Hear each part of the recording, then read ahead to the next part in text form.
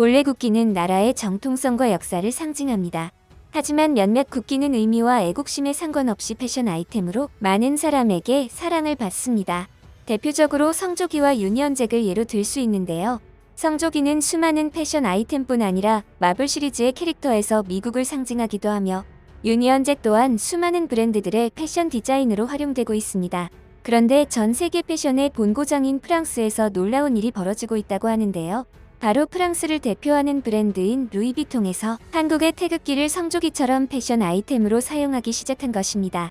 루이비통 남성복 부문 수석 디자이너가 된 버질 아블로는 2015년 한 인터뷰에서 다양한 나라의 국기에서 디자인 영감을 받는데 그중 태극기를 제일 좋아한다고 말했습니다. 그는 앞서 절친인 힙합 가수 카니에 웨스트와 참석한 뉴욕 패션 위크에선 태극기가 가슴에 들어간 슈프림의 만국기 후드 티셔츠를 입어 이목을 끌었는데요. 버질 아블로는 프랑스 파리에서 열린 루이비통 남성복 패션쇼 피날레에서 만국기 패션을 선보였습니다. 다양성과 화합의 의미로 루이비통 디자인실 팀원들의 국적을 반영한 것이라는데 사람들의 눈에는 유독 태극기가 두드러져 보였습니다.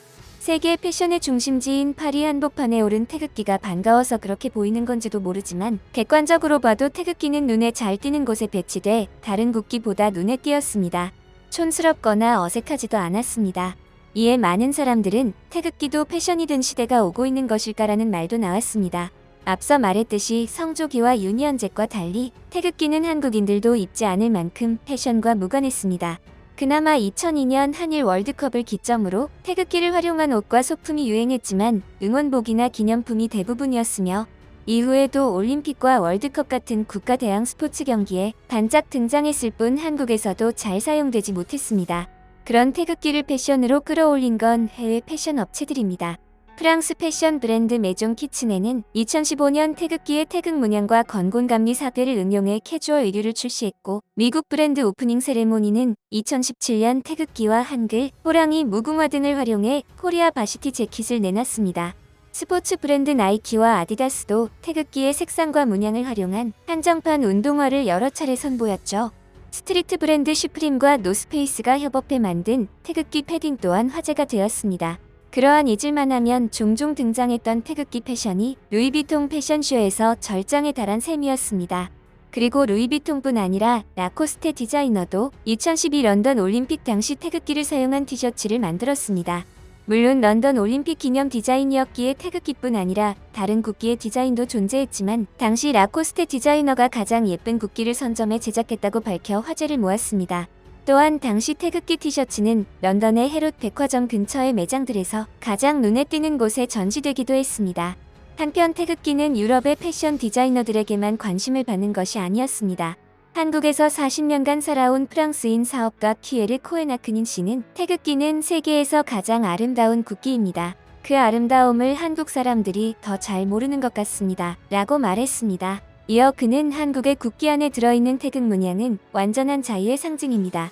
자유란 산속에서 홀로 사는 것을 의미하는 것이 아니라 삶의 매 순간에 중도를 찾아가려고 노력하는 것입니다. 너와 나, 플러스와 마이너스가 자연스럽게 돌아가는 태극기는 그런 의미에서 믿을 수 없게 원더풀한 상징입니다.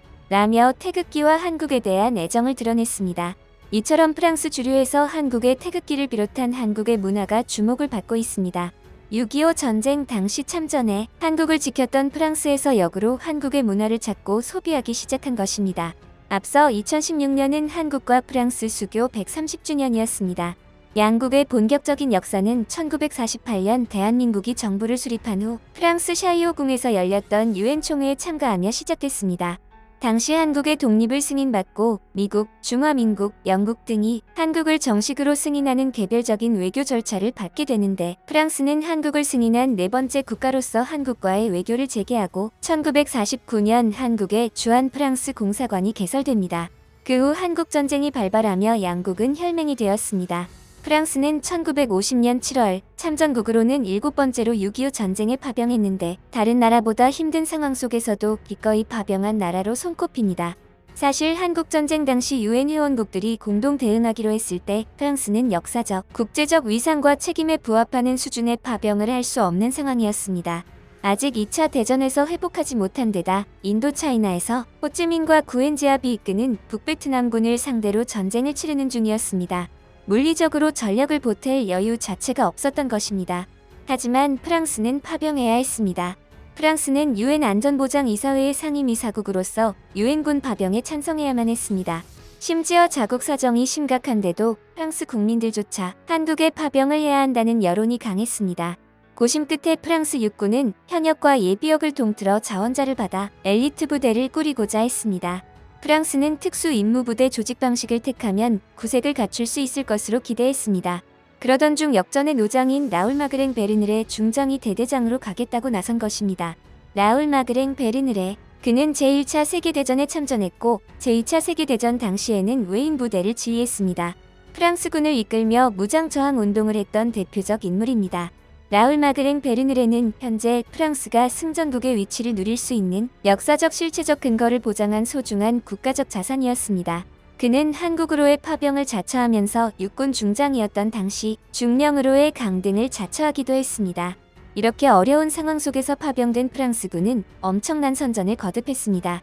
1950년 11월 29일 한반도에 도착한 후 프랑스군은 미 제2사단의 주력이 위치한 수원으로 이동해 벌인 전투가 1951년 2월의 지평리 전투입니다. 이 전투는 세계현대전 10대 전투에 꼽히며 전 세계 주요 사관학교의 전쟁사 교재의 용맹함의 표본으로 실려 있습니다. 이렇게 프랑스는 한국을 지켰습니다. 한국을 지켰던 프랑스에서 현재 한국 문화에 바람이 부는 것은 정말 가슴이 벅차오르는 일이 아닐 수 없습니다. 심지어 프랑스는 자국 문화에 대한 자부심이 높은 나라 중 하나인데도 한류의 열풍이 강하게 불고 있습니다. 특히 한류 팬층의 저변이 확대되면서 수동적인 소비 형태를 넘어 관련 콘텐츠를 직접 만들고 발전시켜 나가는 사람들이 늘고 있습니다. 먼저 프랑스의 고등학교에서는 한류의 여파로 한국어 공부가 눈에 띄게 늘고 있습니다. 이에 파리의 한 고등학교 교사인 파트릭 바구 씨는 학생 중에 한국 팬들이 많아요. 우리 학교에는 한국 팬클럽이 있다고 말할 수 있죠. 이제 한류는 보편적 현상이 됐습니다 라고 말했습니다. 그리고 오징어 게임을 비롯해 한국의 대표적인 드라마 속 모습을 그대로 재현하는 스튜디오들도 생겨나고 있습니다. 또한 지난달 칸 영화제에서는 박찬욱이 감독상을, 송강호가 나무주연상을 수상하면서 한류가 더 이상 금방 식어버리는 유행이 아니라는 것을 입증시켰습니다. 한편 지난달 5월 12일 프랑스 북서부 도시 렌의 브르타뉴 국립극장에서는 한국에서 국립극단이 공연했던 연극빛의 제국이 공연됐는데요. 생소한 스토리와 한국 배우, 시작부터 끝까지 한국어 대사에 심지어 공연 안내 방송까지 한국의 그대로를 가져온 작품이지만 프랑스 현지 관객 반응은 뜨거웠습니다. 이날 공연을 본 세규 씨는 무대 위 자막으로 대사를 이해하고 있다는 사실을 잊어버릴 정도로 배우들의 연기력에 흠뻑 빠졌다고 했습니다. 이어 2시간 10분간 이어진 배우들의 열연의 관객들은 기립박수로 화답했습니다.